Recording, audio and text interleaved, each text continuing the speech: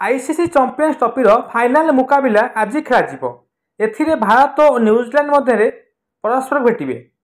Dubai अंतर्जातीय cricket stadium में खेल match तीव्र प्रतिद्वंदिता मूलक हे बोली आशा कराउछि। टूर्नामेंट भारत एपर्यंत अपराजित रही बेले न्यूजीलैंड केवल भारत हारू पराजित होइछि। चलित टूर्नामेंट लीग पर्यायर अंतिम मैच रे दुई दल परस्पर को भेटी।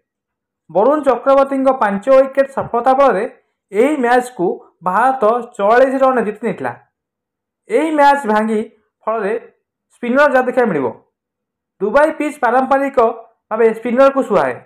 यह दृष्टि रखी भारत दल 4 स्पिनर सहित मैच को ओह्लैब। चक्रवर्ती, कुलदीप यादव, 2 स्पिन अलराउंडर अक्षय पटेल और रवींद्र जडेजा पर अधिक भारी पड़ो। वेटरान पेसर मोहम्मद शामी सहित अलराउंडर हार्दिक पांड्या दल पेस विभाग संभाले। भारत और पाकिस्तान मध्य खेल मैच व्यवहृत पिच जदि फाइनाल खेल तेज यही 4 भारतीय स्पिनर खूब प्रभाव पकाइबे।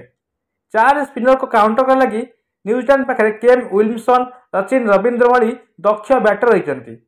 न्यूजीलैंड दल बैटिंग लाइनअप यही 2 बैटर स्पिन बोलर मुकाबला सबुठ सक्षम। तेज न्यूजीलैंड पाखे अधिनायक मिचेल साटनर, माइकल बेसवेल, रवींद्र और ग्लेन फिलिप्स भली स्पिनर रही। न्यूजीलैंड स्पिनर माने गत वर्ष भारतीय बैटिंग लाइनअप ध्वंस कर भारत टेस्ट सीरीज जीति नहीं।